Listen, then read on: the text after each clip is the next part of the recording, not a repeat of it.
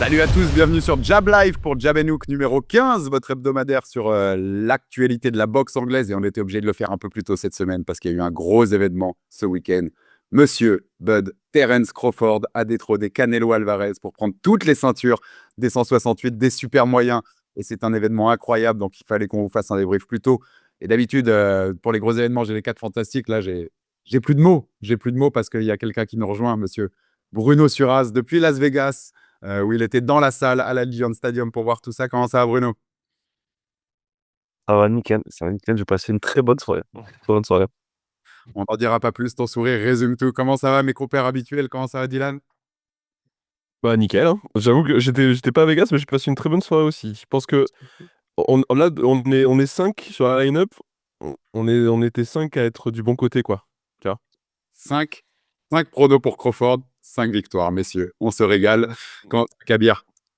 Ça va au top également. Un super soir à kiffer. Puis c'est un plaisir d'être tous réunis pour parler boxe. Et monsieur Philippe Azab Pipa sur les réseaux, comment ça va? Pareil, t'avais régalé sur le. Nickel, nickel. Comme Inoue, intact, pas touché. Ouais, ça aussi. On dira aussi bien sûr un mot de Naoya Inoue qu'a battu Murodjon Akhmadaliev en cruise. Une petite journée tranquille au bureau, comme on appelle pour Naoya, et on en parlera à la fin de cet épisode. Mais bien sûr, la grosse actu, c'est cette victoire de Bud Crawford sur Canelo Alvarez. Bruno, je te donne la parole en premier parce que tu es dans le stade. Je vais vous donner tous un peu la parole sur ce que vous avez ressenti globalement déjà sur la performance de Bud Crawford. On rappelle vainqueur 115-113 sur 2 cartes, 116-112 sur une autre carte, c'est n'importe quoi. T'inquiète, on va le dire, Bruno, j'ai vu ta tête. 114-114 pour le juge intelligence artificielle de The Ring. Je pense qu'ils l'ont Ouais. programmé sur un Daily Bird. On est sur ce genre de délire. Euh, Bruno, comment t'as ressenti ça depuis le stade? T'étais à la Legend Stadium. Comment t'as vécu cette performance incroyable de Bah, Terence? déjà, il y avait un stade plein. Le stade était plein. Bon, le stade, il était acquis à la cause de Canelo, mais tu sens que Crawford, petit à petit, round après round, il arrive à déchausser et vraiment, à partir du 6-7-8, il y a un point de non-retour où Canelo commence à faire le capricieux, à sortir de son combat et Crawford vraiment déroule.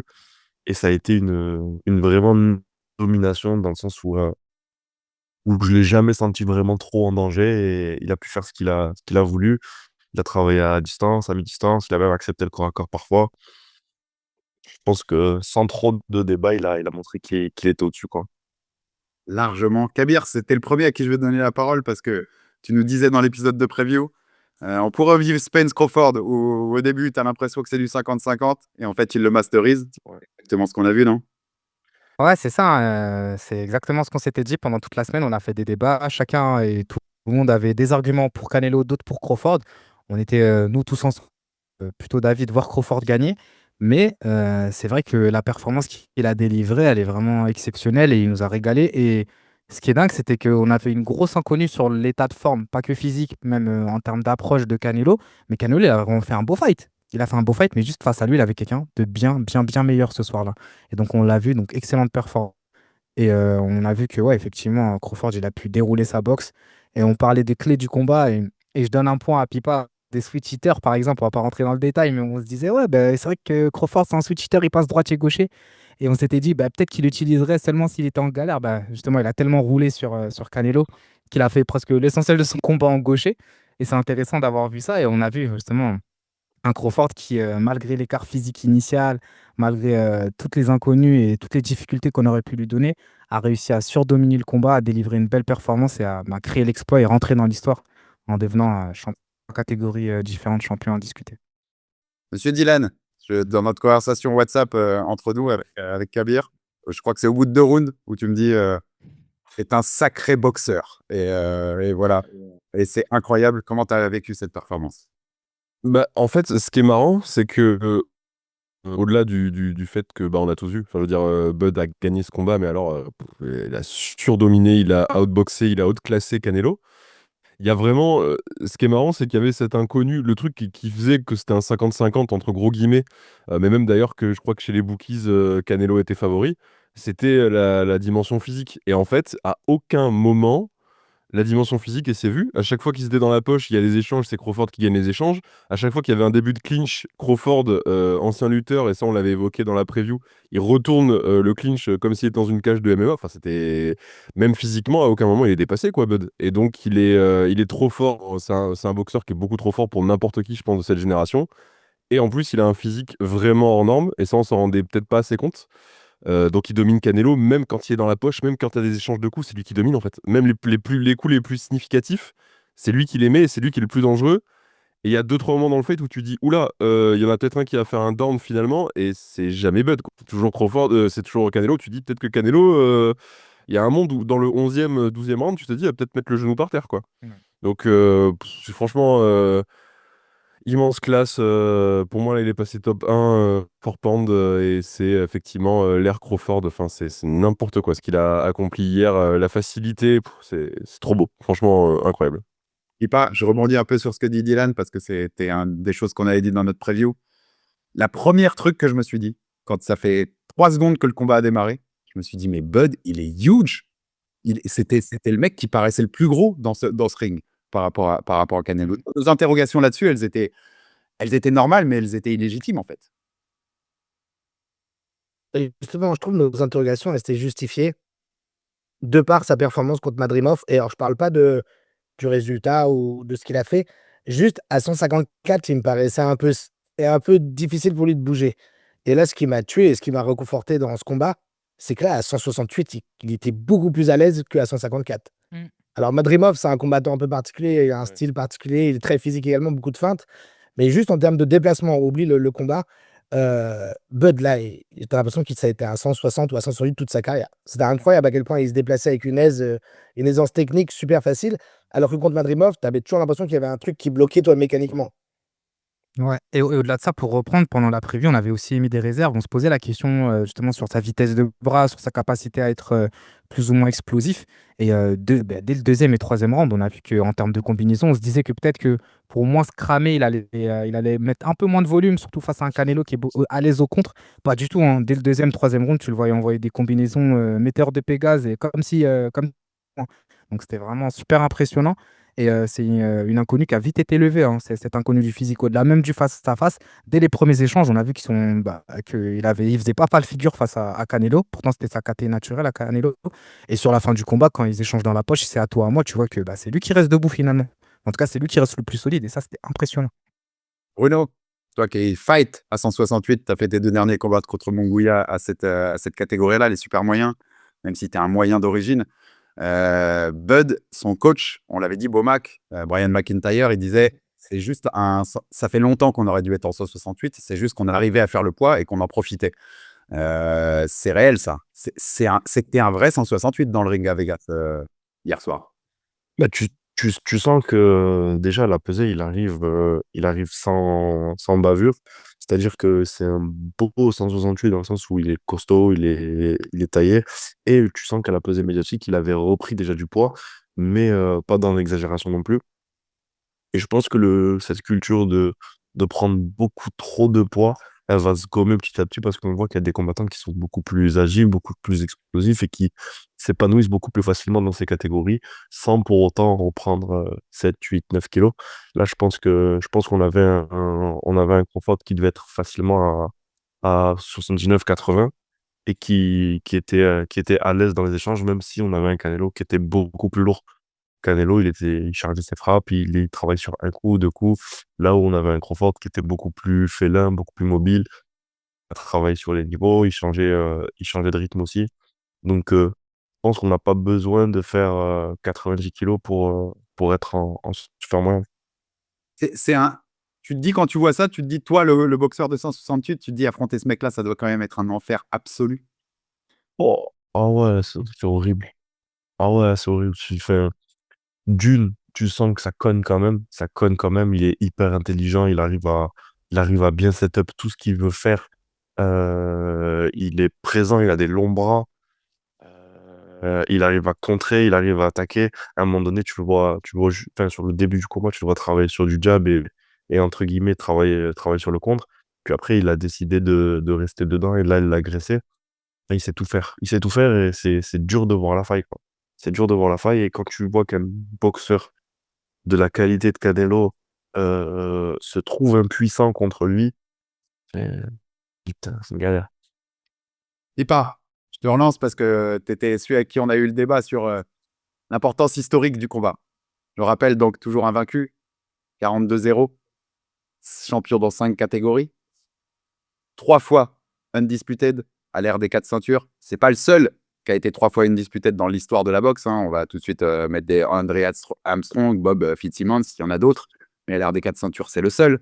4 fois champion linéaire.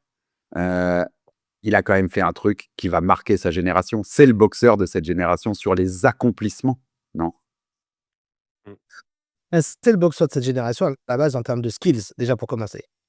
Avant même Madrimov, même Spence, en fait, quand je disais que pour moi, ça ne changerait pas forcément son impact, c'est que l'amour qu'il va recevoir maintenant Crawford, les retours qu'il va avoir, il méritait ses lauriers il y a déjà au moins 4-5 ans, en fait. C'est juste que les gens, ils n'ont jamais attrapé ce train et genre jamais accepté de donner. Il y a Top Rank qui a blâmé là-dessus et des négociations, tout ça, c'est qu'ils n'ont jamais mis la lumière sur ce mec alors qu'il a un talent incroyable. Et en plus, au-delà du talent, c'est que c'est un mental de malade. C'est-à-dire que je pense Crawford, il était persuadé qu'il pouvait coucher Canelo. Et à partir du round numéro 9, c'est clairement ça qu'il cherche. Toi, quand il reste dans la poche avec Canelo, c'est peut-être l'image que je vais garder de toute sa carrière. Toi, de comme quoi le combat est important. C'est genre le truc de c'est lui qui reste proche et qui tabasse Canelo, tu vois, dans la poche, que tu aurais cru qu'il pourrait jamais arriver. Et donc, oui, ça a une importance en termes de titre. En plus, il a battu un Canelo qui est quand même dans une bonne forme, on va dire. Tu vois, genre, il est rouillé par rapport à sa carrière, mais il a quand même donné une bonne prestation. Tu vois, il a été courageux, il a donné des efforts. Donc, oui, il va recevoir beaucoup de choses, mais ce que je veux dire, c'est que pour moi, il a toujours mérité d'avoir ça, même s'il n'avait pas battu Canelo, il méritait déjà d'avoir ce statut d'all-time great. Il a vraiment un nom immense et une visibilité quoi, qui va justifier ça. Dylan, on est sur un délire historiquement quand même.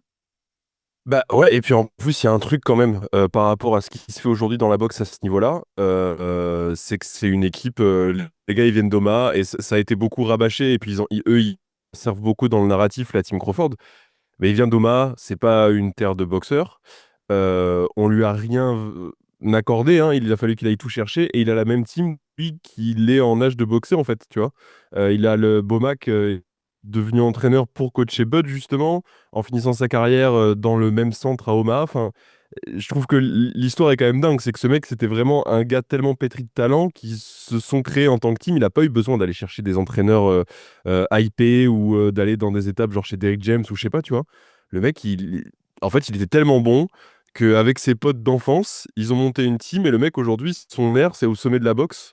Même les camps d'entraînement, tu vois, quand tu suis un peu la préparation et tout, alors c'est des préparations très professionnelles, tout ça, mais c'est pas, il fait rien d'extraordinaire ou il fait rien de novateur. C'est juste un immense boxeur. Je trouve ça encore plus beau d'aller aussi loin avec la team avec laquelle tu as grandi, etc.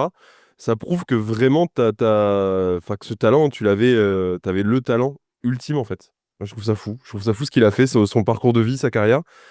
Je suis très admiratif de la team Crawford. Et tu vois, même après Canelo hier, enfin à prendre avec des pincettes, j'imagine, mais Canelo hier, il dit que bah, il est bien meilleur que Mayweather, tu vois. Alors moi, je sais pas, mais j'ai pas partagé le ring avec les deux. Donc j'aurais tendance à dire que Canelo, c'est mieux que moi, qui suis un observateur extérieur, tu vois. Donc c'est peut-être pour justifier sa défaite, Canelo, j'en sais rien. Mais n'empêche, quand tu commences à être dans des discussions où on te dit que t'es bien meilleur que Mayweather, qu'un mec de la stature de Canelo dit que t'es bien meilleur que Mayweather, c'est que vraiment, t'es un sacré bonhomme quand même, hein.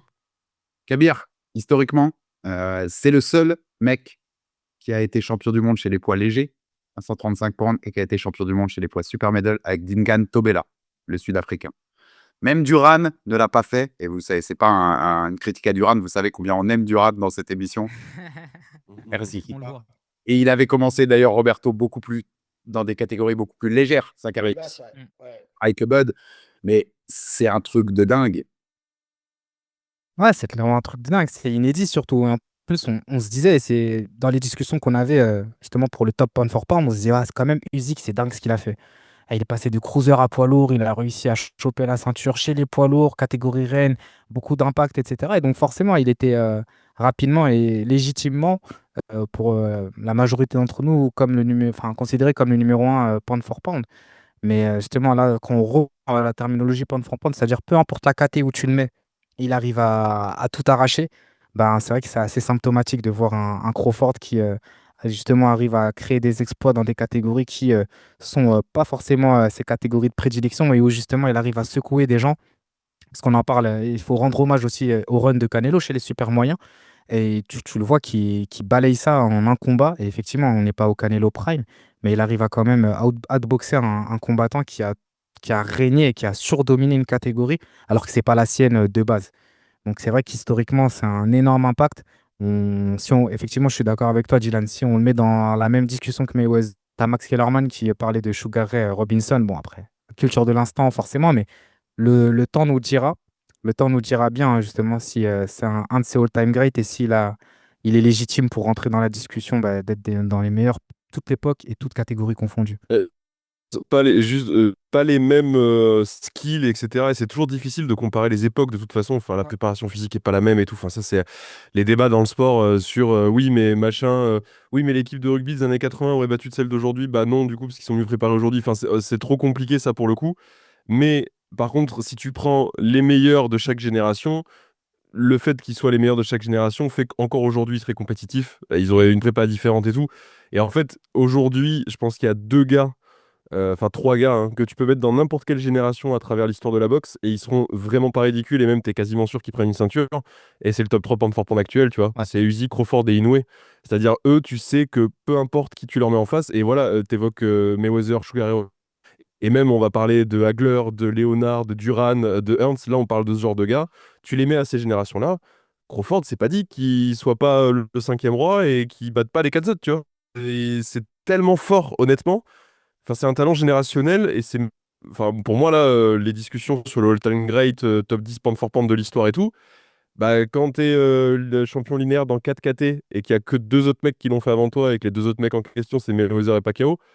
Bon, alors il y a plus de KT les 40 dernières années, donc c'est plus facile, mais. Enfin, tu commences à être dans des discussions vraiment, alors que ça va être dans des sacrées discussions quand même, là. Hein. Là, t'as la stratosphère de l'e-box. Hein. Je t'en veux même pas de dire deux, Dylan, parce que vous savez, comme ça me coûte de dire ce que je vais dire. Mais ce qu'ont fait Usyk et Crawford, en vrai, ça se sépare un peu de ce qu'a fait Inoue, qui commençait à 108 Un peu. et aujourd'hui à 122, mais ça se sépare par la grandeur de ce qu'ils ont fait, l'écart de poids sur les trucs. Bruno, historiquement, sa place, je te donne la parole, Pipa, après là-dessus, mais sa place, aujourd'hui, on peut en débattre dans les plus grandes de l'histoire, tu le dirais, et numéro un pound for pound, quoi qu'il arrive. Et franchement, à chaud, j'ai envie de te dire oui à fond. Mais c'est vrai qu'en termes d'accomplissement, il a fait quelque chose de très, très, très grand. Et actuellement, à part un Usyk, personne ne peut parler d'accomplissement avec lui, je pense. Donc oui, c'est une place méritée. Et ce qui est encore effrayant, c'est que je sens il peut aller nous prendre une ceinture chez les moyens pour la et encore gratuite. Il peut aller, il peut aller encore la récupérer, c'est gratuit, refait le catégorie. Enfin, c'est dingue parce que tu te dis, en fait, c'est sans limite ce qu'il peut faire encore pendant 1-2 ans, quoi. Pipa, Ouais, c'est ça, hein. sur la place historique, comment tu réagis par rapport à ça? Je vais te dire, je joue aussi un peu l'avocat du diable, mais je le mettrais pas top 10 all time. Parce qu'il y a aussi un niveau d'opposition dans ses premiers runs qui est pas forcément le meilleur. On en a Ouais. parlé dans la preview. Mais tu peux pas nier que de toute façon, générationnellement, il est au sommet. Et donc forcément, ça rentre dans les discussions, quoi qu'il arrive, quand même. Ouais, non, mais je suis d'accord avec Dylan par rapport à c'est dur de classer de génération à génération, tu vois. Genre, même quand tu prends pas trop d'écart, tu vois, même une dizaine d'années, ça fait déjà beaucoup.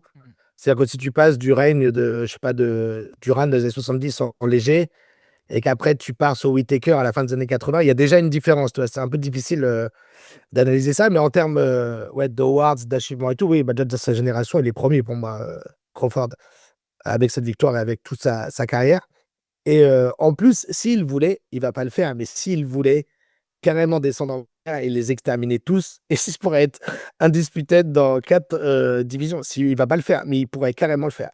Donc c'est là où c'est la limite également parfois d'être un champion disputé du nombre de titres, c'est également qui t'a battu.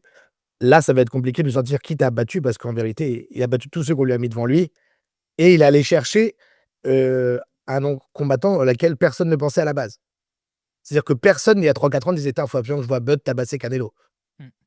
C'était juste, on n'avait pas en tête que dans notre génération à nous, quelqu'un prenne le risque d'être un grand, de monter de tant de catégories. On avait déjà des doutes même avant le combat contre Madrimov. Donc bref, finalement, il est numéro 1, rien à dire, gloire au roi. Juste un truc sur Bud, histoire de complimenter un petit peu. C'est également un mec qui est super attaché à sa terre natale, à Omaha. Un truc qu'il a fait avec l'une de ses premières grosses payes, c'est de racheter la salle où il s'en et cette salle, elle est gratuite pour les jeunes d'Omaha. Genre les jeunes qui sont en difficulté, comme lui, il a pu l'être dans sa jeunesse.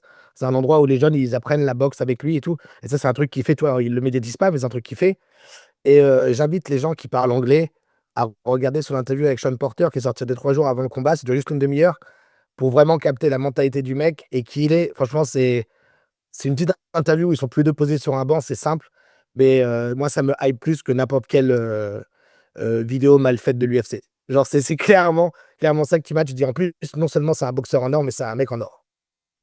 Tu dis des vidéos mal faites de l'UFC parce qu'on a eu le copier-coller de la production de l'UFC sur cette soirée-là? L'enfer sur terre. C'est vraiment horrible. C'est vraiment des feignasses. C'est un truc de ouf. Avec même les bandes annonces avant la décision à toi à chaque fois. Il y a eu la bande annonce de Canelo Crawford avant la décision de Canelo Crawford. C'est bon les gars, on a vu le combat en fait. Le combat est déjà vendu, ça sert plus à rien.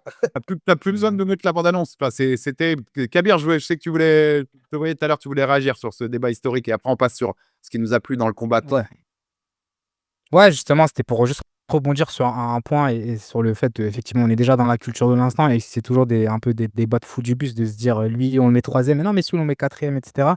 Donc, j'invite aussi à avoir peut-être aussi l'approche en chapeau, finalement. Parce que si on prend un top, c'est jamais facile de mettre un devant l'autre, mais on met certains dans un paquet, un peu comme tu l'as fait en disant que Usyk et Crawford, tu vois, tu les mets dans un seul paquet un peu différents puisqu'ils ont fait des achievements et des accomplissements qui sont différents des autres de leur catégorie.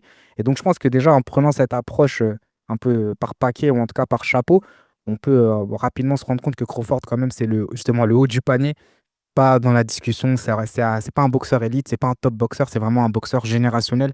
Et comme le disait justement Dylan, tellement générationnel qu'on se dit que si on l'amenait dans une autre époque, il ferait pas le figure face aux meilleurs de cette époque-là, peu importe toutes les considérations qu'on prendrait. Donc, c'était ça ma position là-dessus. Et donc, effectivement, on laissera le temps, parce que c'est le temps qui nous révélera finalement la position qu'il aura Crawford, et on verra ceux qui vont suivre. Mais je pense qu'effectivement, il a sa place dans les grandes histoires, même aujourd'hui. Il dit, tu sais, à la fin du combat, il dit, je suis the face of boxing. Je suis pas forcément d'accord là-dessus parce que the face of boxing représente beaucoup de choses et qu'aujourd'hui, Mm. on représente sans doute plus. Même Naoya, chez lui, il représente sans doute plus que Terence Crawford. On en a parlé, les gars, dans les previews. Représente sans doute plus que ce que Terence Crawford représente aux États-Unis. Mais la face sportive de la boxe, aujourd'hui, c'est Terence Crawford. Je rentre dans le combat. Bruno, qu'est-ce qui t'a plu, toi? Tu l'as vu des tribunes, mais qu'est-ce qui t'a étonné? Qu'est-ce qui t'a plu techniquement? Qu'est-ce que tu retiens de ce combat en termes purs sportifs et techniques? Ce qui m'a plu, c'est sa manière de désarçonner Canelo, comme si c'était Julius Indongo. Clairement, il l'a désarçonné, mais comme un petit. Donc ça m'a vraiment plu. Ce qui m'a plu aussi, c'est le fait de voir Crawford travailler en corps à corps. C'est d'accepter le risque de prendre ce pari-là, de se dire: «OK, je vais aller chercher la victoire avant la limite». Ce qui m'a plu, c'est de sentir que c'était un Canelo qui était préparé, que c'était pas un Canelo qui avait c'était pas le Canelo Skull, quoi. Donc il a pris la meilleure version de Canelo au moment T. Il est resté engauché tranquillement. Il a montré qu'il avait la puissance de rester dans les débats. Il avait la solidité de pouvoir encaisser les bombes de Canelo, tout en gardant sa finesse technique et son agilité. Donc on a pu voir un Crawford qui était pas amoindri par cette catégorie, quoi. Et ça qui m'a vraiment, vraiment, vraiment plu. Dylan, il a échangé avec lui dans la poche et c'était pas le perdant des échanges. Non, et alors moi, ce que j'ai adoré pendant ce combat, et je trouve que ça, c'est aussi propre aux très très grands, c'est qu'en fait, il a pas adapté son style à Canelo, il a fait du Crawford. Et en fait, normalement, quand tu affrontes un très grand boxeur, et ça vaut dans tous les sports de très haut niveau, tu t'adaptes à ton adversaire quand c'est vraiment le champion du monde, quand c'est la meilleure équipe, quand c'est voilà. Là, Crawford, il a fait du Crawford en fait. Et il a battu Canelo en faisant du Crawford. Il n'a pas changé son style. Et il y a beaucoup d'analystes, surtout aux States, qui disaient qu'il faut absolument pas qu'il se fasse toucher par Canelo. Donc en fait, il va lui tourner autour et il va jabber pendant 12 rounds et il va être sur son vélo. Bah non, parce que Crawford, il boxe pas comme ça en fait. Crawford, il s'impose à distance, mais il s'impose aussi dans la poche. Il s'impose dans des combinaisons rapides, dans tous ses fights avant Canelo. Et en fait, il a fait exactement pareil. Canelo ou pas. C'est moi en fait le meilleur. Je viens, je te prends exactement comme j'ai pris tous mes adversaires avant, je m'en fous. C'est moi qui vais imposer mon style, mon rythme. Et en fait, c'est mon combat quoi. Toi, c'est cool que tu sois là. Et d'ailleurs, dans l'interview, enfin dans la conférence de presse post-fight, euh, la confiance de Bud qui est vraiment pas feinte, hein, il est vraiment comme ça. Elle déborde et en fait, tu sens que tout est très honnête à 100%. Ça fait très un but, mais quand le journaliste lui dit quand est-ce que dans le combat vous êtes rendu compte que vous alliez le battre, et il a dit bah, le jour où il a signé le contrat. Enfin, tu sais, c'est que des trucs comme ça, des punchlines comme ça, où il sait en fait qu'il va gagner. En fait, il le sait, mais il le sait parce qu'il va gagner. Enfin, c'est un truc de fou d'être aussi omnipotent là, et omniscient dans un ring. Je trouve ça phénoménal. Et du coup, le fait qu'il ait réussi à imposer son rythme pendant 12 rounds, c'est même lui qui commence plus fort que Canelo, alors que normalement, il commence quand même doucement, tu vois, Bud. Franchement, il y a une masterclass sur 12 rounds. Et ce que tu disais, moi, dès le deuxième round, je vous ai envoyé un message, je vous ai dit là, je crois que ça va être 12 rounds très compliqués pour Canelo, quoi. Parce que dès le début, tu sens il est trop à l'aise, il est trop. En fait, il est meilleur que Canelo partout. Dans tous les domaines, et même les domaines où Canelo aurait dû le battre, physiquement, dans la poche et tout, bah, il est meilleur, Bud. Donc, Canelo, il a passé une mauvaise soirée, hein. Tu vois, pareil, dans la conférence de presse post-fight, il a été très classe. Il a dit il n'y avait pas d'excuses, il était hyper en forme, super camp. Et voilà, et que Bud était juste meilleur sur tous les compartiments, et que tous les compartiments lui avaient posé problème. Et qu'il tapait fort, et que, enfin, tu vois, que vraiment, il était trop fort. Bud a été plus taquin, hein, puisqu'il a dit que Mean Machine Cavalliosca se tapait plus fort que Oui. il a été Je vois ta réaction, Bruno. Pipa, on l'avait dit, on a fait la preview. Il a été meilleur sur tout. La bataille du jab dont on parlait, il a été meilleur. Le footwork, il a été meilleur. Les échanges à l'intérieur, il a été meilleur. Le meilleur boxeur à Las Vegas, c'était Terence Bud Crawford à tous les niveaux. Ouais, il y a 2-3 détails dont je voulais parler, mais oui, super performance. Et ce que j'aime bien, c'est que petit à petit, tu vois les aveux de faiblesse de Canelo, en fait. Canelo, mine de rien, il a quand même une mentalité, tu vois, de bully un peu, tu vois, genre dans le bon sens du terme, où c'est lui qui dicte son rythme lent, c'est lui qui change de rythme, blablabla, qui te cadre. OK, on va commencer par le jeu de jambes. Il a galéré de fou à cadrer, Crawford, ça, on s'en doutait. On se demandait si Crawford allait avoir besoin justement de switcher, pour, sortir de quelques, situations délicates. On savait, hein, que Crawford, il aime bien lutter en corps à corps et il trouve facilement les underhooks s'il a besoin de retourner la position. Il a fait de la lutte, blablabla. Costaud ça, on s'en doutait un peu. Des trucs que j'ai aimé, c'est marrant, c'est il y a 2-3 jours, je matais le combat de Bruno contre Munga, les 2 d'ailleurs. Et sur le KO qu'il met à Munga, Bruno, vu qu'il est là, il peut me le dire. Il y a un truc qui est super intéressant, c'est que quand il est derrière sa garde, il est pas caché derrière sa garde haute. Il a quand même, les bras assez suffisamment ouverts pour avoir une vision quand même et voir, tu vois, quand attaquer. Et Crawford, le seul truc qu'on lui reprochait contre Madrimov, il l'a un peu mal fait pour pinailler aujourd'hui, c'est qu'il défendait surtout les crochets. Il avait la garde haute un peu large, ce qui lui permet également de catch et contrer. Mais du coup, il s'est encore mangé pas mal de droites en linéaire, tu vois? Mais elles avaient l'air d'avoir aucun effet, en fait. C'est là que tu vois qu'il a quand même un menton également et une réactivité qui fait que, OK, il est touché de temps en temps, mais il n'était pas non plus, en difficulté. Sur les petits aveux de faiblesse que je trouvais de Canelo et qu'il l'a souvent fait, je trouve, dans sa carrière et tout le monde le remerciait pour ça. Même le broadcast, là, même André Ward et tout, ils en parlaient. C'est juste les petits crochets, tu vois, au corps qu'il trouve Canelo quand il cadre, Crawford. Pour moi, c'est un aveu de faiblesse. Il le fait tout le temps, ça avait l'air d'avoir aucun impact et c'est parce qu'il trouve aucune autre arme. Enfin, c'est genre presque par défaut, c'est genre: «J'ai fait tout ce travail pour l'amener là et finalement juste pour me récompenser moi ou me dire de ne pas me décourager, je vais quand même essayer de toucher avec mon petit crochet» et qui en vérité avait aucun impact et Bud, il en rigolait. Tu le voyais souvent le dire: Mmh. «Sert à rien, arrête de faire ça, tu te fous la honte tout seul, frère». Et ça, c'est impressionnant, tu vois? Genre et puis après bon, je disais Bud, une fois qu'il a accéléré à partir du round 6 et du round 9, le Canelo, il suit. Il a encore quelques bons réflexes, tu vois? Canelo, il avait un bon un retrait de buste avec le uppercut au corps, c'était un bon contre qu'il a trouvé 2-3 fois. Et tu vois que c'est un réflexe qui est instinctif.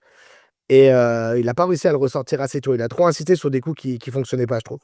Le choix de sélection des punches de Canelo était un peu décevant, je trouve. Mais c'est sûrement la faute de Bud également, tu vois. Donc oui, oui, Bud était en contrôle totalement. Quand je vois les cartes qui étaient mises sur le combat, c'est n'importe quoi. Moi, j'ai mis 117-111 parce que je suis gentil, parce que j'adore Canelo. Mais j'aurais pu mettre 119-109, tu vois. Il y a quand même 2 juges qui ont 95-95 après 10 rounds. Ouais, c'est pas possible. Bud prend les 2 derniers rounds pour les 3 juges, mais il y a 2 juges qui ont égalité après 10 rounds, c'est quand même n'importe quoi. Heureusement qu'il est pas serré le combat, les gars. Heureusement qu'il est pas juste un fait par Bud, parce que sinon c'est Canelo qui ressort de Las Vegas avec la victoire, je vous le dis tout de suite. Ah bah c'est Canelo à Vegas. Ouais, c'est ça. Mais- C'est bon. Kabir, je vais te donner la parole aussi sur la technique, mais comme Pipa citait Bruno aussi et un rapport avec Soko à Côte Mongolia, Bruno, si tu veux rebondir sur ce que disait Philippe. Alors, tu sens que sur les phases, Crawford a dit: «Je vais rien laisser passer». Défensivement, il est hyper concentré, il voit tout et tu sais, dans ces phases où, il prend le coup en sort, il montre que ça ne sert à rien ce qu'il fait et il est toujours hyper concentré. La seule crainte qu'à un moment donné on a eu, c'était de le sentir trop à l'aise et de se dire: «Peut-être qu'il va relâcher ce niveau de concentration et d'exigence défensive qui s'est imposé».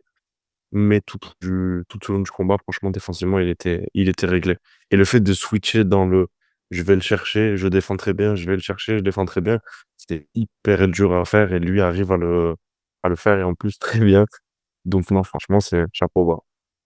Kabir, sur la partie technique, tu sais, je sais plus qui m'a cité Whittaker tout à l'heure, mais quand j'ai tweeté juste avant le résultat et quand j'ai tweeté: «Me faites pas une dinguerie les juges», dans ma tête, j'ai eu Whittaker-Chavez. Me faites pas Ouais, me faites pas ça parce qu'il lui a fait une Whittaker contre Chavez et que ça mérite qu'on ait le même résultat. C'est techniquement, qu'est-ce que tu as envie de souligner, toi, Kabir, sur ce qui a été fait par Crawford? Ouais, je vais souligner déjà plusieurs points. C'est vrai que sur l'aspect juge, on aurait pu se retrouver sur une belle salade. Dans un cas où, par exemple, Canelo aurait fait compter Crawford, on aurait pu se retrouver sur un draw ou même sur une victoire de. Donc, heureusement que ça s'est passé vraiment de manière unilatérale parce que même avec, je vais pas être vulgaire, mais même après une belle dérouillée de Crawford, on a un Canelo auquel on a donné quelques rounds. Donc, c'est un peu délirant. Mais vraiment, pour partir de l'aspect technique, déjà, bien sûr, je plus sois tout ce que disent Philippe et Bruno. Mais tu as l'aspect justement flow où tu te rends compte que Crawford, il a su imposer vraiment son style. Et tu sais, c'est là où tu te rends compte que tu as différentes phases sur la partie approche technique. Des fois, ce que toi, tu vas faire. Après, quand tu prends vraiment du level ou quand tu es vraiment à l'aise, tu te demandes ce que l'autre va faire pour pouvoir réagir. Mais Crawford, il est dans un niveau encore au-dessus où en fait, il amène Canelo là où il veut l'amener pour pouvoir dérouler sa boxe et faire ce qu'il peut faire et juste au point justement de frustrer Canelo. Et c'est là où on se rend compte que Crawford, il était dans un état de flow, tandis que tu as un Canelo qui se frustrait de plus en plus. Et justement, tu parlais du crochet au corps qui faisait pas forcément de dégâts. Je pense à un moment, je crois que c'est le début du 10, du 11 ou du 12, où tu as Canelo qui, dès le début du round, il fonce vers Crawford et il envoie un gros crochet au corps qui fait aucun dégât, qui passe direct dans la garde. Et en fait, il n'a pas de solution. Comme tu dis, il n'a pas de solution. Et donc, en fait, Crawford, lui, il arrive à absolument tout voir, il voit tout venir. Et il alterne, comme tu le dis, Bruno, entre des belles phases de défense où il arrive à remiser derrière et des phases d'attaque où peu importe le compartiment, qu'on soit à courte distance, à longue distance, dos aux cordes, vers le coin, il arrive à toujours trouver une solution, combiner, marquer ses points et pas prendre de coups. Donc vraiment, je trouve qu'il a eu une belle domination de bout en bout et il a réussi à annuler la boxe de Canelo, rentrer dans ses compartiments et le dominer dans ses compartiments. Donc vraiment, excellente performance de Crawford et ouais, c'est là où on se rend compte que ouais, il y a des niveaux, hein, il y a vraiment des niveaux et c'est ouf de dire cette phrase lorsqu'on parle de Canelo face à un Crawford, de se dire que ben, Crawford c'est quand même au-dessus de Canelo, bien que justement, comme on le dit, Canelo c'est le visage de la boxe. Et Bruno, toi qui étais dans le stade, est-ce que tu as vu la même chose à l'écran aussi? Ça m'intéressait de t'interroger là-dessus. Parce qu'à l'écran, on le voit. Bud, il s'amuse, il sourit. Il est peut-être là. C'est Baba qui tweet ça et on lui passe le bonjour à Baba, hein, notre ami du RMC Fighter Club, et qui dit il est en train d'avoir le kiff de sa vie, le fun de sa vie. Et ça se voyait même Mais oui, depuis les tribunes. mais dès déjà l'entrée où il a dit: «Allez, je vais tous vous faire ambiancer, je vous mettrai un son mexicain». Il rentre, il monte sa ganache, il a dit: «Les gars, c'est mon roi, je suis l'épouvantail, vous allez voir». Il est concentré, en fait, il est concentré, Canelo, il rentre visage fermé. Attention, c'est une analyse à 2 balles, hein. mais il rentre fermé. Crawford, il rentre bien, bien confiant. Tu sens dès le premier step, dès le premier appui, qu'il est bien en jambes. Tu sens que ça va mal tourner parce que son jab, il le place bien, il arrive bien à découper tête-corps. Il ne se fait pas cadrer, il est concentré. Dès le 3-4, il commence à jouer du regard avec lui. Il fait ce qu'il veut. En fait, il fait ce qu'il veut et tu sens que ça va mal tourner encore plus, tu vois, parce que plus il s'installe, plus il fait ce qu'il veut, plus il le frustre, tu vois. Et c'est pas juste de je te regarde, tu me regardes, non, non, c'est parce que je me sens bien, alors je vais tenter encore plus de choses, tu vois. Il est pas bridé, verrouillé par autre chose. Et il a pris le kiff. Le stade, crier Canelo, enfin, c'est tout ce que tu veux. Partir du 6, je te garantis que ça, les voix qui étaient pour Bud un peu secrètement, elles se réveillaient, elles disaient: «Ah, en fait, moi aussi j'y étais». Mais non, T'es ouais, dans ton train, venez. il fait à fond. T'es dans ton train, les mecs. J'étais encerclé, je criais vers la non, non, non, franchement, tu sens qu'il a vraiment kiffé et comment ne pas kiffer dans un stade comme ça, pour, un événement comme ça? Non, franchement, ça a dû être bien pour lui. Dylan, tu peux le résumer en 2 images, le combat. C'est cette image-là, Bud qui sourit, et le dernier ralenti qu'ils ont montré avant la décision. C'est l'esquive Bud, où il remise sur machin, et la tête de Canelo qui se retourne, qui fait: «Mec, Ouais, tu montes il est ces choqué. images, tu montes ces 2 images, tu as compris le combat. Tu as pas besoin d'avoir regardé les 12 secondes». Ah, il l'a dégoûté. Mais en fait, c'est ça qui est il a frustré Canelo pendant 12 ans, mais c'était pas la même frustration que Canelo avait contre Skull ou contre Charlo, tu vois? C'est pas la frustration de quelqu'un qui passe sa soirée à courir après un autre mec, pour avoir son combat.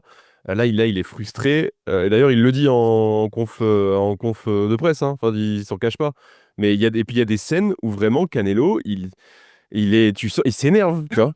Enfin, c'est très, très visuel quand même. Il s'énerve, il baisse les bras, il tourne à moitié le dos, pour, serrer les dents et pour gueuler, tu vois, dans sa mâchoire, serrée. Il était vraiment frustré. Allez, peut-être pas toute la soirée, mais à partir du 4e, 5e round, je pense qu'il commence un peu à s'énerver.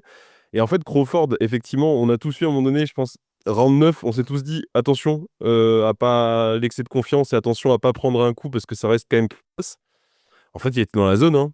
Et c'était même pas un excès de con, il était juste dans la zone et du coup, il pouvait rien lui arriver et hier soir, je pense que tu lui mettais n'importe qui en face de lui, Crawford, il pouvait pas perdre ce fight. Impossible. Il était et comme disait Bruno, il s'amusait, il était souriant et dès l'entrée, en fait, dès que tu vois sa tronche apparaître pour son ring walk, il est ultra souriant, il est bien et effectivement, je sais pas, tu as des 80 du stade qui est pas acquis à sa cause du tout, tu vois? Même dans les conférences de presse avant le fight, même tous les trucs qu'ils ont fait avant le fight, il est, limite hué, enfin d'ailleurs il est hué, dans la presse et il s'en fout en fait. Il sourit, là il fait: «Oui, oui, moi je m'en fous, je sais ce que je vais faire, je vais passer une super soirée, je vais prendre un énorme chèque et en plus je vais asseoir ma legacy, pour toujours et puis je vais vraiment humilier votre pote, donc vous inquiétez pas» et il est heureux et toute la soirée sur le ring, il est heureux, il dégage que du bonheur en fait et il y a aucun moment où on l'a senti en danger. Moi je pensais vraiment, à force d'analyser le match-up, je pensais vraiment qu'il allait avoir des moments Canelo, des moments Crawford, mais que ça allait être 80 ou 70 du fight Crawford et 20-30 Canelo. Franchement, des moments Canelo, il y a eu un round quoi peut-être, round 5, mais ou qui est un vrai round Canelo et après, enfin c'est peut-être même il y a un monde où c'est le seul round que tu lui donnes à Canelo, tu vois? C'est honnêtement, il a survolé les débats et il s'est amusé en le faisant. Putain, c'est la classe quand même, hein. Je suis désolé, mais enfin vraiment Bud, c'est quand même la grande, grande classe, hein. Moi, après le 6, j'ai tweeté, hein, j'ai 5-1 et en effet, c'est le 5, le seul que je donne, le seul. Ouais, voilà, hein. Avant qu'on passe un peu à la suite et ce qu'on aimerait voir, Bruno, quand on a vécu ce qu'on a vécu avec Munguia ces dernières semaines, on est content de voir un mec de la Mozo tomber en Modovision à la Legion Stadium ou pas? Je te titille, question. C'est excellent. C'est excellent. C'est excellentissime. C'est excellentissime. Mauricio tout triste, Eddie tout triste. Canelo, c'est un champion, donc qu'il soit triste ou pas, au final, mais vraiment, Eddie et Mauricio, c'est sans nom. C'est sans nom, c'est exceptionnel et c'est les gentils qui gagnent. C'est les gentils qui gagnent. Non, franchement et en plus, ça rebat les cartes à fond. Ça rebat les cartes à fond parce que justement, je pense qu'il va libérer la catégorie. Je pense qu'il y aura une revanche, dans les tuyaux pour février. Donc T'en as entendu parler? tout C'est juste est un feeling que t'as? tout est rebattu, j'en ai entendu parler. J'en ai entendu parler, mais c'était, enfin, quand ils l'ont évoqué, c'était vraiment, c'est pas possible que ça se passe. Moi, j'étais à table, et on m'a dit, c'est pas possible que ça se fasse, mais il parlait d'une revanche, ouais. Ouais, d'une revanche. Parce qu'en vrai, la revanche, elle n'a aucun sens quand on voit ce qu'on Non. je le pense personnellement. Mais par contre, merci pour la passe D, Super Bruno. T'es bon, tu peux faire des conducteurs d'émissions. J'espère. Mais Pipa, il rebat les cartes totalement à 168 là. En conf de presse, il dit quand même, je suis pas sûr de continuer ma carrière. On va en parler avec la team, on va se poser, on va voir ce qui va se passer. Si jamais il lâche, ou qu'il redescend à 160, essayer de prendre une ceinture chez les moyens pour faire 6 catégories, il y a beaucoup de choses qui changent en fait. Christian Mbili, il est champion du monde. Ah, Vas-y, Philippe. Justement, Ouais. avant juste qu'on passe sur Mbili avec la super passe D, il y a juste un truc vite fait. Tu vois ce que Bud il dit en conférence de presse? Je sais pas, je vais discuter avec mon équipe, mon manager, on verra. Tout de suite pour remettre, toi, c'est lui qui choisit. Bud, toute sa carrière, il a voulu avoir cette position, qu'on ne le force pas à prendre des combats, à faire ci, à subir les négociations. Tu vois, André Ward était un peu pareil, toi, de ouais. se mettre en conflit s'il faut parce qu'il défend son intérêt. C'est pour ça que Bob Arum le détestait. Il était en mode, ce mec-là, je peux jamais le contrôler. Et là, maintenant qu'il a toutes les cartes, c'est pas non plus un mec égoïste. Il va faire quelque chose qui est juste. Mais donc, c'est sûr que ça rouvre totalement la division. Mais toi, c'est quelqu'un qui réfléchit à froid, toi, qui prend pas ça à la légère. Mais c'est pas un mec qui bloque des divisions, Bud, toi. Donc, je sais pas ce qu'il va en faire de tout ça. Mais ce qui est sûr, c'est que pour ceux qui étaient derrière, je pense qu'ils priaient peut-être tous pour une victoire de Canelo au cas où tu arrives à avoir ce contrat et cet argent. Mais en termes de compétitivité et de sportivité, au moins les ceintures vont être disponibles ou possible de les combattre. Tu n'as pas besoin de passer derrière la mafia Canelo pour avoir un combat. Kabir. Ouais, dans la conférence de presse, justement, pour y revenir, tu as cette belle image où finalement tu as Crawford qui rend les ceintures à Canelo et qui le prend dans ses bras. Je pense que ça révèle aussi un petit peu la volonté de Crawford. Tu vois, c'était juste en gros, c'était son, entre guillemets, son kiff. Il s'est fait son kiff. Il a montré à tout le monde qui c'était vraiment. On avait, enfin, la boxe, ce sport, il a un visage. Regardez ce visage que j'en fais d'un point de vue sportif. Bah, après, d'un point de vue carrière, je pense qu'il a plus rien à prouver. Il peut faire absolument ce qu'il veut. Il a tous les droits. Donc, je pense que je suis d'accord avec vous. Je pense qu'une revanche, d'un point de vue sportif, n'a pas forcément beaucoup d'intérêt. Je vois pas ce que Canelo pourrait faire de différent pour pouvoir ne serait-ce que secouer un peu Bud. Donc je pense que pour l'un comme pour l'autre, il n'y a pas vraiment d'intérêt. Là, Crawford, voilà. On utilise souvent la métaphore d'avoir fini le jeu, etc. Mais là, vraiment, il peut rien faire de plus. Il peut rien faire de plus. Qu'il prenne son argent, qu'il fasse ce qu'il veut, peu importe qu'il s'arrête. Dans tous les cas, il a fait le taf et moi, je vois pas l'intérêt d'une revanche. Et au contraire, j'aimerais bien que les ceintures éclatent pour justement que ça puisse profiter à certains amis et certains gars qu'on aimerait et qui méritent la ceinture. Je pense évidemment à Christian qui a charbonné. Je pense que c'est le bon moment pour switcher. Et Bud, prends même Jake Paul si tu veux. C'est bon, tu l'as mérité. Topuria, prends Topuria parce que non, il a Ouais, faut qu'il arrête de voir sa gueule, par contre, Topuria. Vraiment, urgemment, là, faut qu'il arrête de voir sa gueule. Les mecs, ils veulent juste faire de l'oseille et du MMA. Enfin, là, il fait une McGregor, mais alors, lui, on avait dit, c'est le futur McGregor, mais je crois qu'on l'avait pas vu speedrunner le jeu à ce point non plus. Frérot, défends ta ceinture une ou deux fois, justement, fais un peu mieux que McGregor et après, on en parle parce que là, c'est pas possible. Tu veux déjà faire de la boxe. Et frérot, tu veux boxer contre Crawford. Dis-là, même en MMA, l'autre, il a une base de lutte, c'est pas à l'abri qui te nique, même en MMA. Enfin, tranquille. T'as vu ce même sur internet, tu sais, où ils disent que Topuria, il est dans la phase 5 de McGregor, de Call of. Ensuite, il y aura la défaite au boxeur, le retour à l'UFC. Dans la séquence. Il va se péter la jambe. Franchement, non, chiant, mais Crawford, il a le droit de faire ce qu'il veut. Il a gagné, c'est comme musique. Voilà, il a gagné le droit de faire absolument ce qu'il veut. C'est un droit qui est réservé que aux légendes. Il a gagné tous les droits. D'ailleurs, il a dit qu'il descendrait pas en 154, qu'il redescendait pas. Parce que, évidemment, alors ça, putain, les journalistes, des fois, demandent est-ce que vous allez affronter Boots en 154 Bud, il a fait non. Genre, il a même pas envie d'élaborer. Il a fait bah non, pourquoi faire, tu sais. Et le journaliste fait ah, ok. Il dit bah non, je vais pas redescendre en 154. Et puis, il répond même pas sur Boots. Il est en mode mais vraiment, vous êtes en train de me comparer à Boots là Rien à foutre de Boots.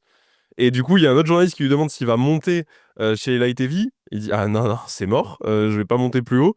Donc en fait, effectivement, il reste deux solutions. Soit il défend son titre undisputed chez les super middle. Bon, pourquoi faire, honnêtement Enfin, tu viens de battre Canelo, pourquoi faire. Soit il descend et il fait exploser toutes les ceintures. Et là, s'il descend, qu'il fait exploser toutes les ceintures, il est vraiment venu, enfin le sauveur, quoi, tu vois. Vraiment là, marqué avec sa cape, il est arrivé, il a libéré la division des super middle qui était sous le joug d'un dictateur depuis 10 piges. Il est redescendu, il a dit allez, salut les gars, c'est tout pour moi. Hein bon, allez, hein, bonne continuation. Moi, je redescends, je prends une petite ceinture en 160 et puis bon, je pars dans le soleil couchant. Enfin, en plus, la trajectoire de carrière est trop belle, quoi, tu vois. C'est faut sur trop la classe. Je te donne la parole, mais bon, après, s'il veut la défendre au Vélodrome contre Bruno Suras, on n'est peut-être pas contre non plus, mais mais Bah, il a le droit, hein. pas. Mais hésite pas. En vrai, aller chercher 160, une 6e catégorie. Là, 160, c'est dévasté en ce moment. Les poids moyens, quand même. Un petit. C'était ça, quand je ouais. Il y a Jalibek, qui pourrait être fun, quand même. Ouais. Et encore. Il y a un truc à faire. Parce que, tu sais, on a eu tous le narratif aussi de dire, bah, il prend les ceintures et il va prendre sa retraite. Parce que c'est vrai, il a fini le jeu. Vous avez raison. Mais moi, le Bud que j'ai vu hier soir à Las Vegas, j'ai envie de le revoir dans le ring, hein. S'il veut continuer Ah ouais, je vais le voir 2-3 ans encore, hein. Ah ouais, vas-y, continue, frérot. des moments, moi, je suis hyper preneur qu'il nous donne d'autres moments, tu vois, de Ouais, mais dans le ring. Donc, qu'est-ce qu'on en fait? Qu'est-ce qu'on en fait, Philippe? Et après, Bruno, je te donne la parole là-dessus. Parce que t'es. Ouais, c'est là où je te disais, quand tu le vois combattre hier, 38 ans ou pas, je sais plus, on parlait dans la preview de l'âge des deux et que Canelo, malgré qu'il soit plus jeune, était beaucoup plus vieux en termes de boxe parce que bah, ça fait il a encaissé beaucoup de dégâts, il leur a donné, enfin, il y a de la rouille, toi, alors que Bud, il est encore, je pense qu'il a encore 2 bonnes années, tu vois, voire peut-être même plus, hein, devant lui. Après, c'est est-ce que le bon adversaire, tu vois ce que je disais tout à l'heure, il peut descendre à 160 et dégommer tout le monde. Pourquoi? Bon, bah pourquoi? Si, pour argent et pour les records, mais je pense que lui, il marche quand même vachement à la motivation, tu vois? Par exemple, le combat contre Spence, c'était vraiment pour faire taire tout le monde. Madrimov, c'était dans la préparation de ce combat-là dans les 168. Ce combat-là, évidemment, c'était de nouveau pour montrer, que c'est le patron. Il lui reste pas grand-chose, mais bon, il a des choix. Je voulais juste rebondir là-dessus, par rapport à sa performance quand même et ce qu'il a fait. Dans les 20 dernières années, tu prends qui en super moyen que tu penses qui bat ce Bud-là? Ward? Golovkin? J'ai vu ton Je suis tweet. pas sûr de sélectionner, Ward de 2016, peut-être? ouais, moi j'adore Ward, du coup, Je suis même mais pas sûr.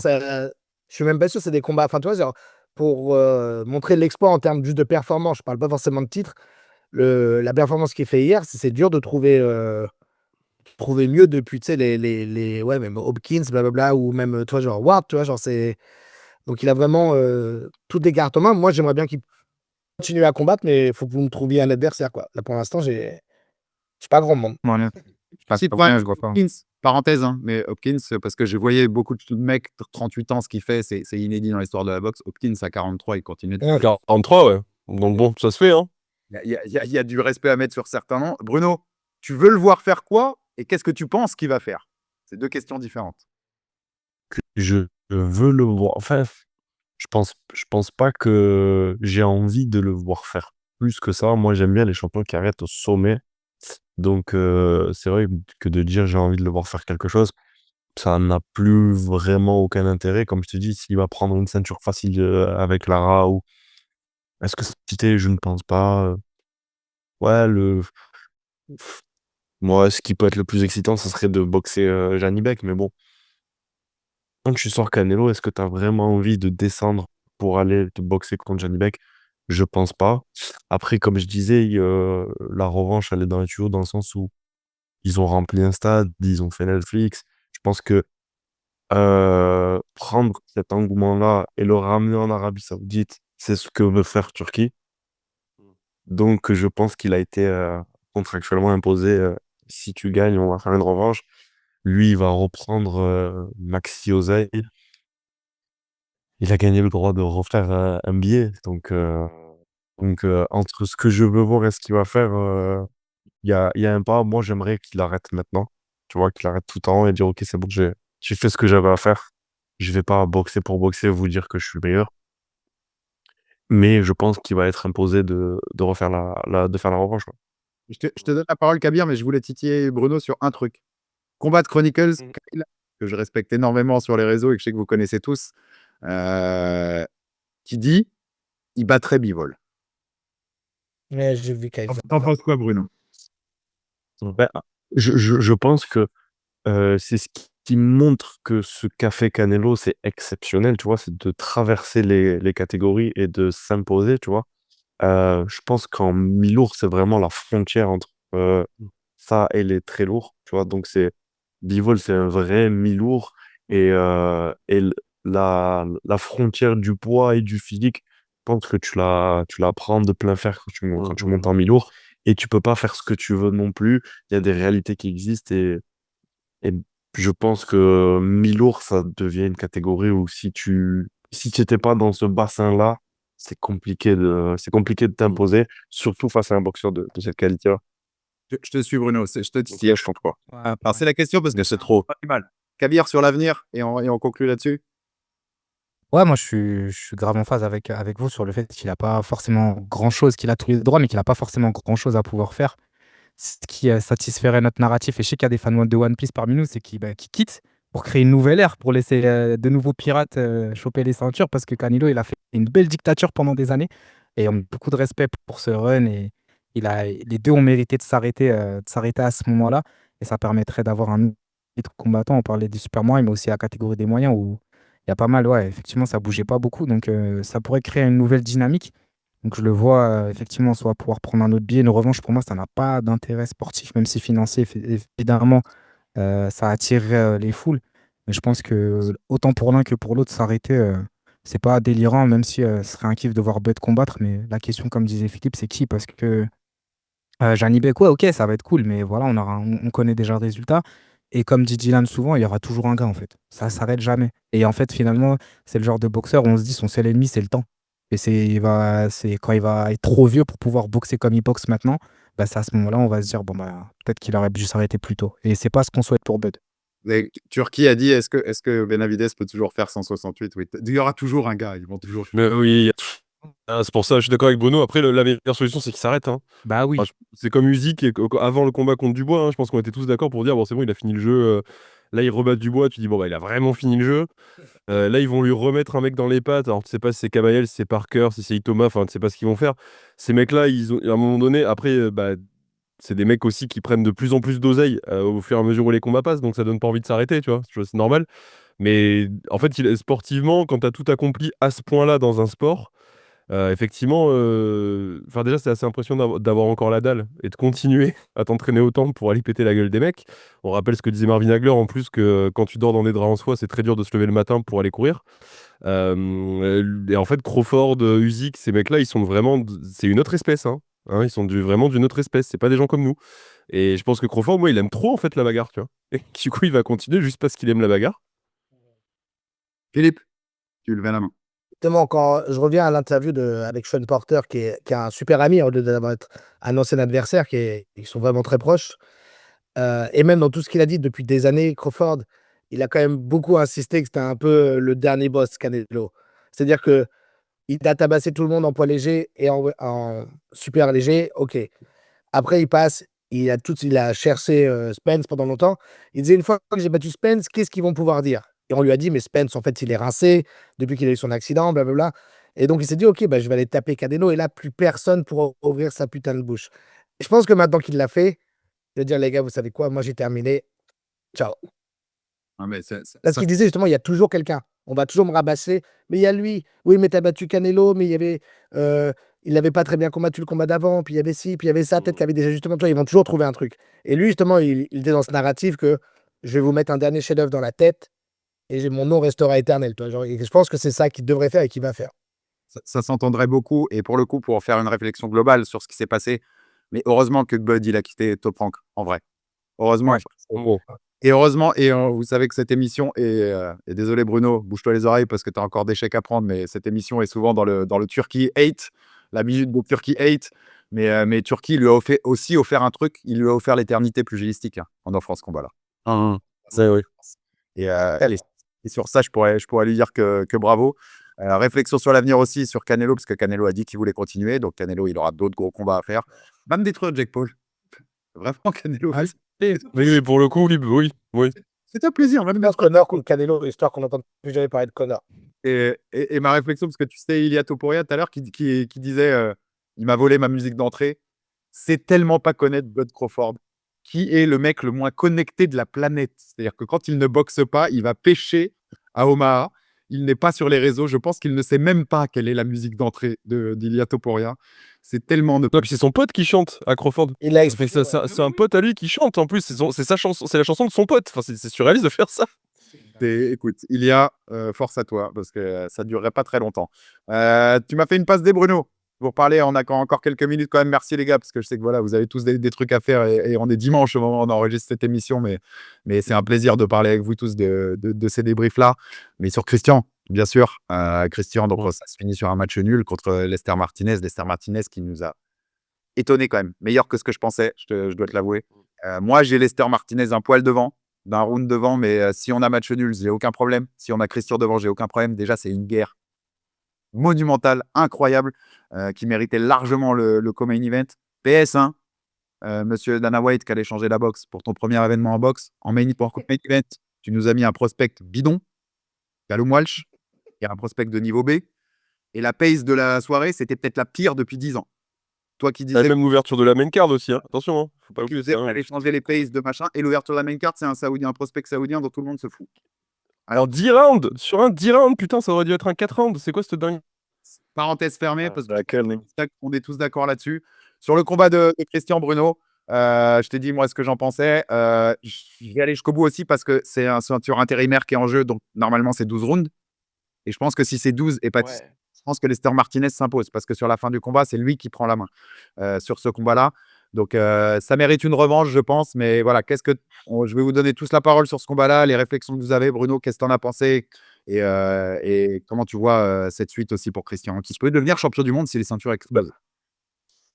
Bah, déjà, j'ai essayé de comprendre pourquoi ils ont foutu Lester Martinez et je pense que c'était pour, en quelque sorte, l'éloigner du Canelo fight avant ce combat et de laisser Shiraz, seul devant. Parce que je pense que tout le monde savait que Lester Martinez, c'était un combattant qui était solide, que c'était, j'ai pas envie de dire un anti-Christian, mais, c'était vraiment un combattant qui allait poser beaucoup de problèmes à Christian, dans le sens où il pouvait encaisser son pressing, il pouvait, remiser aussi lourdement.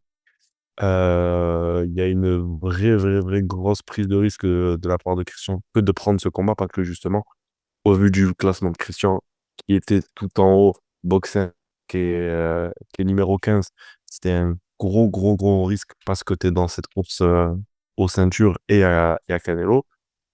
Et en plus de ça, cette première énorme visibilité, prendre un mec qui a pas un nom sexy, sachant que tu sais que le combat, ça va être, une guerre caillou contre caillou, ils vont se casser la gueule. Franchement, c'est une très grosse prise de risque. Après, je pense qu'ils lui ont mis un billet qu'il pouvait pas refuser. Moi, comme je disais, j'ai regardé le combat, mais, j'ai regardé les actions de Christian parce que, enfin, je soutenais Christian, donc c'est dur pour moi de dire: «Ouais, c'est lui qui gagne». Je sais que c'est un combat très serré, que tu le donnais à l'un ou à l'autre, c'était OK. Je pense que je pense que le style rouleau compresseur, à un certain niveau où tout le monde est solide, c'est compliqué et qu'il y aura peut-être des ajustements à faire. Je pense que s'il y a une revanche, il aura plus d'armes que Lester Martinez, dans cette revanche et il les fera valoir. Mais en tout cas, c'est sûr que c'était un très gros combat qui, méritait d'être, main event, co-main event, pardon. Et ce qui est chiant pour lui, c'est que ça va le ralentir encore d'un combat pour, ce qui va se passer ensuite. Parce que t'as Pacheco qui est en attaque aussi, t'as Shiraz qui est en attaque, et on va l'écarter des débats du moins pour un combat et il est condamné à faire une victoire éclatante, quoi. T'as José Iglesias, si les ceintures éclatent, qui va récupérer l'IB. Oui, Iglesias, ouais, pardon. Lui, ce sera sûrement si ça éclate, ce sera la revanche pour la ceinture WBC réelle, en fait, pour Christian contre Lester. Kabir, le combat, tes réflexions là-dessus? Ouais, bah, le combat, comme on s'était dit en prévu, c'était un gros bourbier pour Christian, en fait, parce qu'il avait tout à perdre dans ce combat, parce qu'il a pris un mec ultra dur face auquel il était obligé de faire une maxi performance. Et bah, c'était difficile face à un ce qui était, comme on se disait, beaucoup plus dangereux qu'on l'avait imaginé, beaucoup plus dur. Il n'a pas du tout refusé les échanges. Dès le début, on connaissait Christian, on savait qu'il allait démarrer très fort. Mais dès le début, ben, Martinez, il n'a pas forcément été sur le reculeur. Il s'est dit: «Vas-y, tu veux swinguer, on va y aller». Et forcément, comme tu le dis, Bruno, même une machine, elle peut pas faire ça pendant plus de 30 minutes, quoi. Tu peux pas faire ça pendant 10 rounds. Donc forcément, au bout d'un moment, tu baisses en régime, tu t'exposes, tu défailles défensive, à ton adversaire et tu te fais toucher. Et effectivement, je te rejoins, Alex, et je pense qu'on est beaucoup à penser ça. Mais tu rajoutes 2 rounds, la décision, elle est beaucoup plus clair en faveur de Martinez. Mais je reste quand même optimiste pour une éventuelle revanche parce que on a vu aussi Christian évoluer de combat en combat. Et au même titre que lors de ses précédents combats où ce fameux mode rouleau compresseur où dès le début il allait fort, il s'exprime beaucoup défensivement dès le début. Là, on voit des améliorations et on sent une nette marge de progression. Donc je pense que cette performance, ça va être aussi pour lui un moyen de trouver des points d'amélioration. Et moi, tout ce que je lui souhaite, c'est d'affronter Shiraz pour lui casser la figure parce qu'il a clairement les armes pour et pour qu'il puisse rester l'un des seuls noms en discussion pour être un champion légitime, puisqu'il l'est. Il est juste tombé à la mauvaise époque. Mais voilà, qu'il puisse justement se retrouver dans les discussions en cassant la figure de grands noms comme il l'a toujours voulu et qu'on lui mette pas des bourbées comme Martinez pour le ralentir dans sa course, tout simplement. J'en connais un autre qui est dans le Zoom là et qui aimerait bien avoir Shiraz pour essayer de lui défoncer la gueule. Bien sûr. Dylan, Et c'est Philippe, évidemment. Jamais je fais 160 la pesée.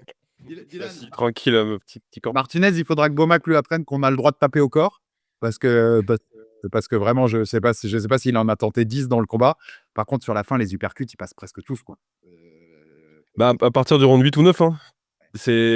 En fait, le problème de Christian, et je pense que moi j'ai toujours été un peu dubitatif sur le style de Christian, toujours trouvé ça très spectaculaire, toujours trouvé Christian très physique et enfin impressionnant.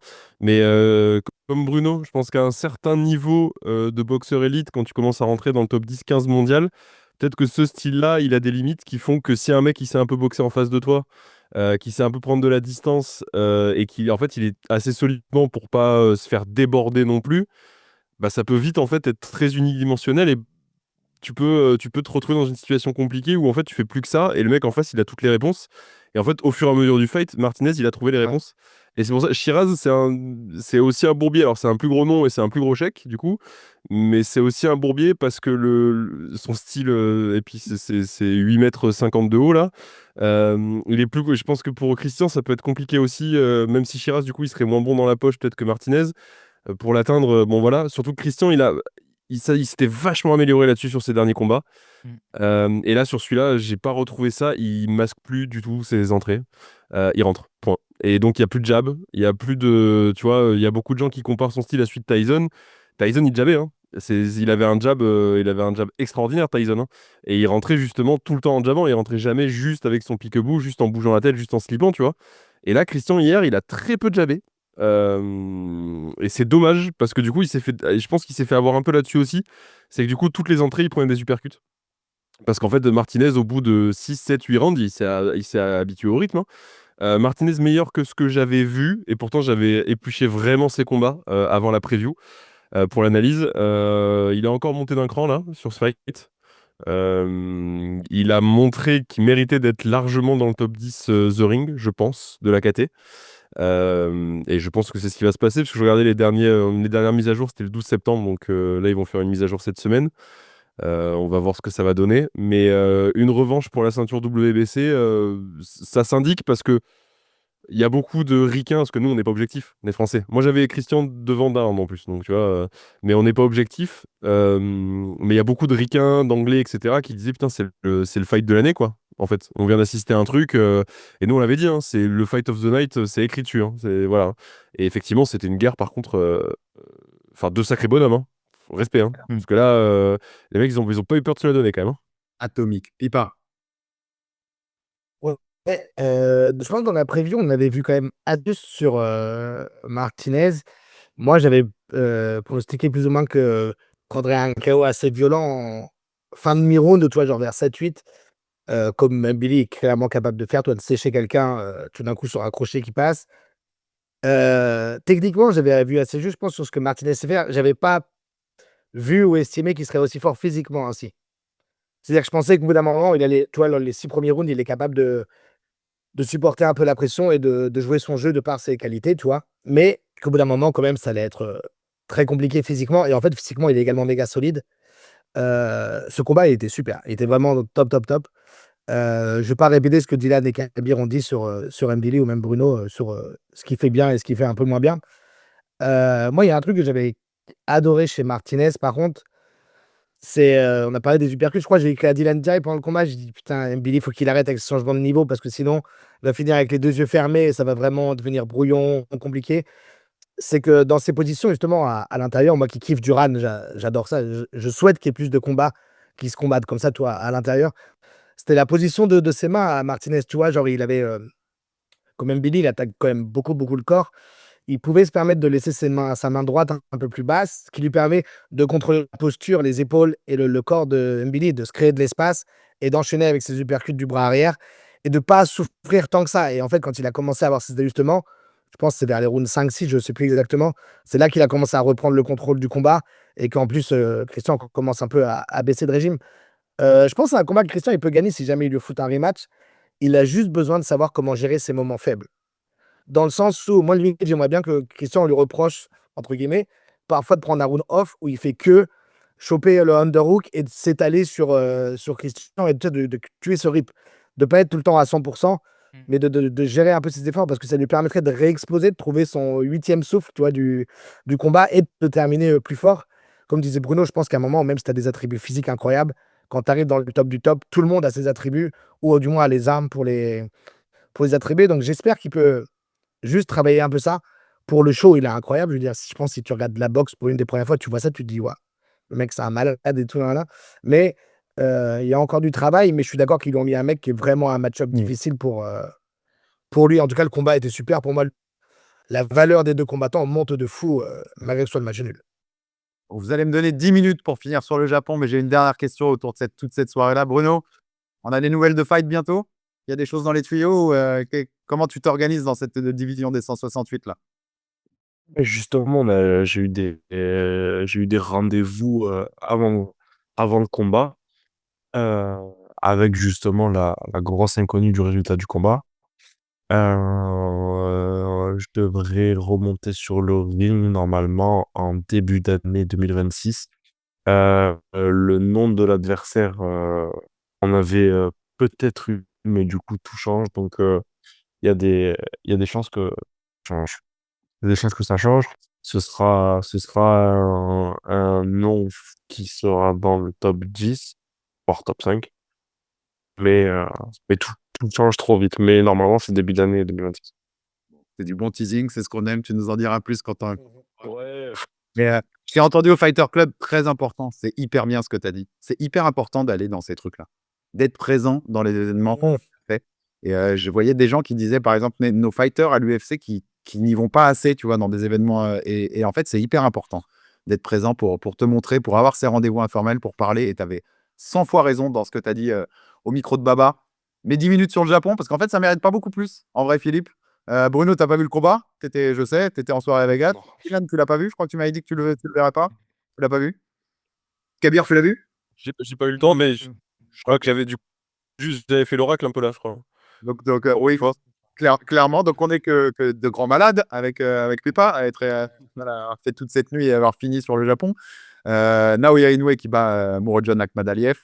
Ça aurait dû être un shout-out. En vrai, c'est 12-0. Certains juges le voient autrement. Enfin, pour moi, j'ai 12-0 ou 11-1 au max. Mais c'est un Naoya qui avait annoncé qu'il voulait pas forcément finir le combat, mais plutôt outboxer MJ. Qu'il allait pas forcément chercher ça. En face, il a un MJ qui, malgré qu'il ait dit pendant des mois et des mois, Inoue a peur de moi, et je vais lui montrer ce que c'est. Eh ben, il a rien proposé. Il a pas proposé la boxe qui permettait peut-être à Inoue de le finir derrière. Et en fait, on a un Naoya, Philippe, tu me fais un petit truc là-dessus, mais qui a fait une journée tranquille au bureau, comme je le disais au début du truc, qui a pas eu beaucoup à s'employer, qui a fait ce qu'il fallait, mais qui, en fait, dans ce style-là, peut durer encore très longtemps parce que son fight IQ, sa technique font qu'il est largement au-dessus de la mêlée quand il boxe plus prudemment que ce qu'on a connu. Ouais, ouais, clairement. Dylan avait dit que MG, en vrai, c'était un pétard mouillé et qu'il n'y avait pas tant que ça. Toi, c'était plus du style que de la substance, entre guillemets, et qu'il allait se faire dégommer. Alors, il s'est pas fait dégommer en termes physiques ou de dégâts, mais oui, oui, il a plus que Inoue. Donc oui, Inoue était en contrôle tout le combat. J'ai regardé ce combat avec un ami à moi qui est sportif, pas fan de boxe spécialement ou de boxe, et même lui comprenait pas, tu vois, ce que MJ faisait. Je dis: «Bon, c'est possible aussi qu'Akhmadaliev, il ait pris une bonne droite rapidement, il s'est rendu compte de ce que Naoya pouvait renvoyer» et de se dire: «Ah ouais, en fait, ça va peut-être pas être si simple d'aller le bully et tout» et là, Naoya, il a juste montré en termes de gestion, de rip, de distance, qu'il était largement au-dessus. Déjà, il était beaucoup plus rapide pour revenir. Il était beaucoup, beaucoup plus rapide que Akhmadaliev. Et ça, je pense que ça, il l'avait pas autant anticipé. Encore une fois, Naoya, il est super à l'aise face au gaucher. Genre, il y a un moment où, tu vois, le combat, c'était pas le combat le plus divertissant du siècle, hein. Mais il est en gestion, tranquille. Puis je crois au 5e ou 6e round, il y a un moment quand même où Akhmadaliev, il met quelques bons coups. Et là, il tape une accélération Inoue, genre jab, uppercut, crochet du bras avant, tout sur le bras avant, ce que j'avais dit dans la C'est preview. lié. Que quand il Southpaw, son bras avant, il est beaucoup trop fort. Ouais, voilà. Et il lui met ça 3 fois. Et tu as clairement l'impression que c'est le grand frère qui dit je suis tranquille avec toi, je fais ma petite session avec toi, viens pas me chercher. À chaque fois que tu vas accélérer, je vais te punir. Venir. Et Akhmadaliev, c'est vraiment ça. Tu vois vraiment la réponse, c'est du coup, 3 rounds, il se passe plus rien de sa part. Et donc, Naoya, il a géré. Alors, moi, j'ai trouvé que sa performance à Naoya était bien. Il y a beaucoup de gens qui ont trouvé que c'était pas bien, qu'il est sur le déclin, que c'est la fin de Inoue. Je trouve que les gens, ils sont jamais trop contents avec Inoue. C'est-à-dire que, à part quand il fait une Fulton, c'est soit il va à la guerre et il vous montre que c'est un brawler super technique et qu'il a une envie, une faim, toi, d'arracher le mec de devant. Et on lui dit oui, mais il prend des coups. Et lorsqu'il te met un masterclass où il shut down complètement, on dit il pue la niaque, il veut pas finir son adversaire. Moi, je trouvais que c'était bien ce qu'il a fait. Il n'avait pas besoin de donner plus. Encore une fois, c'est pas le combat que je vais remater le plus de sa carrière, mais avant de me préparer pour Nakatani, qui est dans 6-7 mois peut-être, il se prend une bonne victoire contre un nom en montrant qu'il est clairement capable d'éteindre quelqu'un et d'éteindre ses armes rapidement. Juste lui, genre, j'en rajoute un peu, mais presque juste avec son bras avant, il aurait pu battre Akhmadaliev. Non, mais en fait, l'un n'empêche pas l'autre, je pense, Philippe. C'est-à-dire, il est plus prime physiquement. Bien sûr, C'est plus le Inoue c'est ce que, ou c'est ce que j'avais mis dans la petite file que j'avais fait sur le breakdown de contre Cardenas. J'avais dit, il a tellement maintenant de trucs dans la poche avec son expérience que ce qui perd un peu physiquement, il l'a quand même gagné techniquement et en termes tactiques. Et que contre des adversaires qui ne le challengent pas, il n'a pas besoin d'aller à la casse comme avant il le faisait. Non, c'est ça. Le combat contre Nakatani, ce sera bien différent. Je te dis, l'un n'empêche pas l'autre. Il est plus prime physiquement, mais ça veut pas dire que face à ce genre d'adversaire, Nakatani, tu as raison, ce sera une autre bête. Et entre-temps, il y aura une autre session de sparring à Riyad contre Picasso. Mais cette version-là, contre ce genre d'adversaire-là, elle est quasiment imbattable, en fait. Parce que c'est Inoue en contrôle et en gestion face à un adversaire nettement inférieur à lui, et c'est mort. C'est mort pour le mec en face. Tu peux rien faire. Dès que tu accélères, tu te fais plus. Et toi et moi qui adorons, enfin, tout le monde qui a de boxe japonaise, ce que Inoue il fait et ce qui montre dans une capacité à être patient, à être vraiment dans la gestion, il y a beaucoup de ses collègues qui ont besoin. Parce que quand je vois ce que Takai il me fait dans le co-main event, c'est insupportable, c'est presque impardonnable. Genre, c'est fou d'être aussi têtu et bête. Genre, Yoshiki Takai qui se fait éteindre par Medina, mais Nishida, il avait fait ce qu'il voulait avec Medina, et je repasse juste sur Takai vite fait. Donc, Baba, si tu regardes, skip pendant 90 secondes parce que tu vas être dégoûté. Parce que Baba adore Takai. Et moi aussi, je l'adore. J'avais prévu qu'il allait battre Medina. Et c'est là que tu vois, il y a des boxeurs quand même. Bruno, j'aimerais bien avoir son avis là-dessus. Je pense qu'ils ont une préparation pour un type de combat. Et il y en a certains, ils sont incapables de s'adapter pendant le combat. Que ce soit une question d'ego ou une question de juste, je pense, je suis habitué à terrasser mes adversaires en 90 secondes. Là, je suis tombé une fois contre un mec qui a une arme contre moi, je sais plus quoi faire. Je panique, je continue la même opération qui va forcément me créer des dégâts. Je m'explique. Takai, il arrive, il ouvre avec son bras avant et des crochets super larges. Et Medina, qui est genre la même version de Daigo Iga, mais en moins fort, trouve juste le crochet droit, tu vois, il s'empale dessus, comme tous les Japonais font tout le temps. Et là, il est sonné, Takai, et alors qu'il a trop d'armes de fou dans son arsenal, au lieu de jabber pendant 2-3 rounds, de reprendre ses marques et de commencer à mettre des pièges, il continue la même attaque. Et du coup, le combat, il a la même résultat tout le temps. Et tu te dis, mais comment dans le coin, tu peux pas péter un câble quand tu vois ton combattant faire ça? Et je pense que Takai, vu que c'est un mec qui a éteint beaucoup, beaucoup de gens dans sa carrière, il est juste têtu. Et il fait partie de ce combattant où on a appris un truc aujourd'hui sur lui, c'est que tactiquement, c'est pas un génie, quoi. Bruno, si tu veux rebondir là-dessus, comme Philippe te branchait sur ce genre de brèche. Je pense que c'est